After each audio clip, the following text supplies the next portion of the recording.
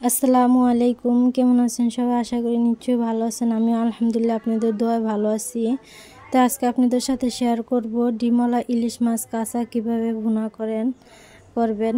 তাই এদিকে আমার নুনাস আপু সুন্দর করে মাছটাকে কাটতেছে। তা আপু এভাবে মাছটাকে কেটে নিল। ডিমওয়ালা ইলিশ মাছ যেহেতু, তাই মাঝখান দিয়ে ফেলে নিল। তারপরে এভাবে ছোট ছোট করে পিস করে নেবেন। নেওয়ার পরে পেটের যে ডিমওয়ালা মাছগুলো ওগুলা আলাদা করে রাখবেন, তা ধুতে আপনাদের সুবিধা হবে। তাই মাকে বললাম যে মা, আপনি মাছটা বসিয়ে দেন, যেহেতু আপনার হাতে কাঁচা মাছ ভুনাটা অনেক মজা হয়। তাই মা ওইদিকে বসিয়ে দিল, অফ ক্যামেরায় বসিয়ে দিল, তাই আপনাদেরকে দেখাতে পারলাম না।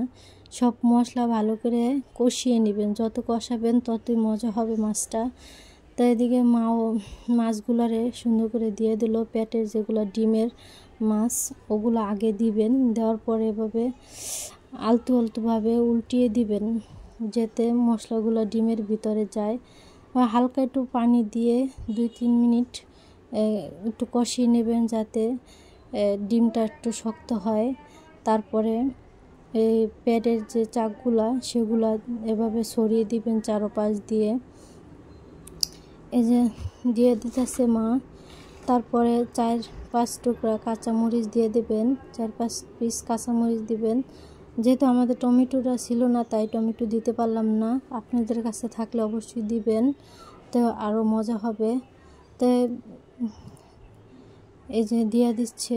তারপরে আপনার পরিমাণ মতো পানি দিবেন, যেহেতু একেবারেই পানিটা দিয়ে দেবেন। আপনি যতটুকু ঝোল রাখবেন তার থেকে একটু বেশি দিবেন পানিটা। তা এই দিকে 10 মিনিট ভালো করে এটারে হাই হিটে জাল করে নেবেন। তবে এভাবে আলতোভাবে নেড়ে দিবেন, ঢাকনা দিবেন। দেওয়ার পরে হাই হিটে ভালো করে এটাকে জাল করে নেবেন।